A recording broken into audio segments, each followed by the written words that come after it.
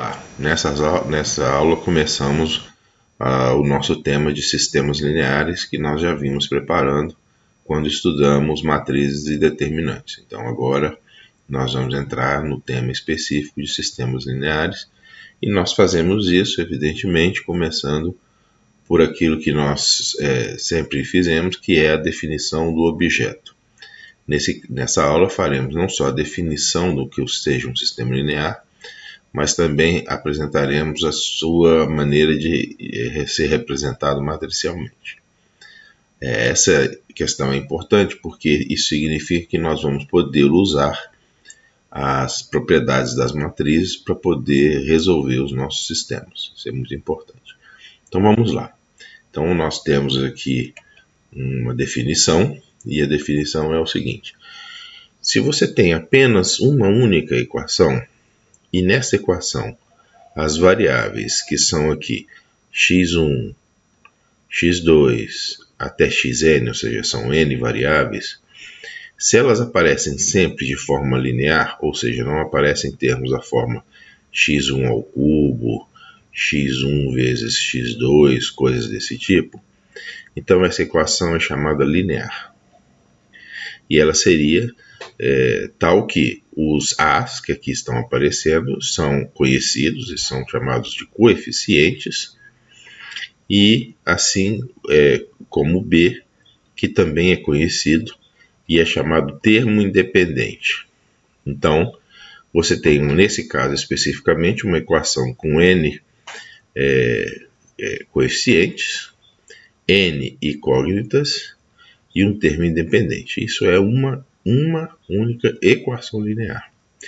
Se agora você tem um conjunto de equações dessa mesma forma, e esse conjunto, por exemplo, tem m equações em n incógnitas, com m termos independentes, então você tem também um sistema de equações lineares, que é o tema do nosso estudo aqui.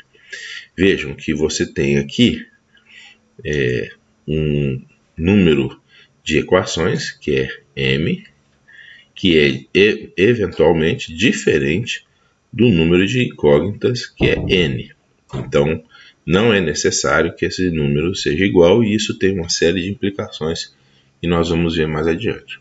Então, essa é a definição de um sistema de equações lineares. É um conjunto de equações lineares, tá bom?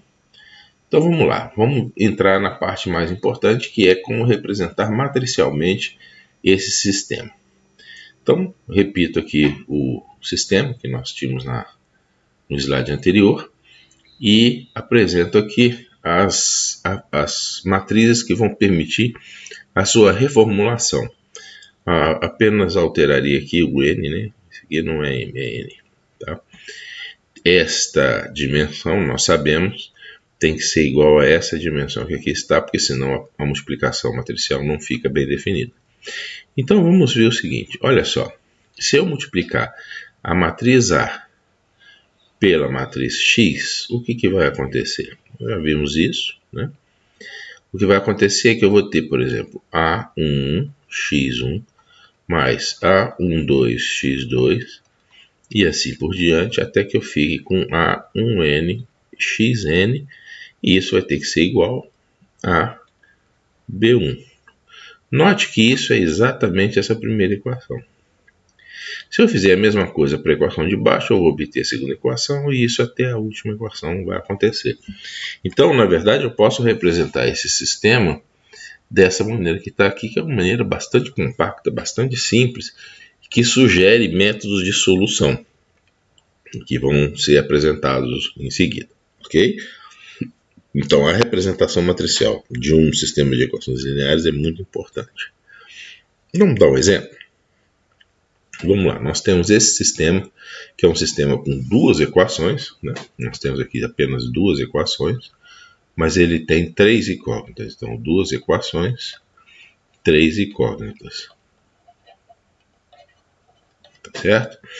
Então, o que eu faço? Eu posso construir a matriz associada a esse sistema, que aqui está, está representada por essa primeira matriz, a matriz das variáveis, que aqui está, e a matriz dos termos independentes, que aqui está. Então, esse aqui seria o A, esse, como matriz, né? Esse aqui seria o X, e esse aqui seria o B, de tal maneira que A vezes X é igual a B. Tá certo?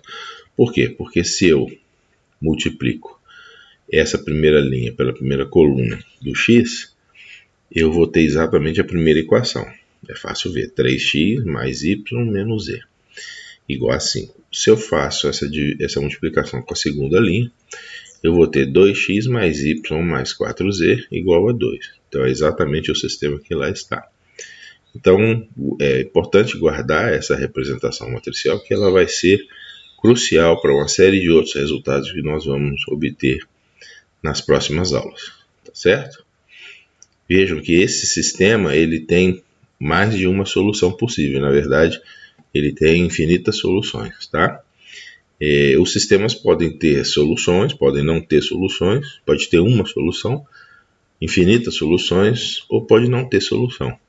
Isso será o tema, essa classificação dos sistemas a partir do número de soluções será tema da nossa próxima aula. Por enquanto, é só. Eu agradeço a todos pelo interesse.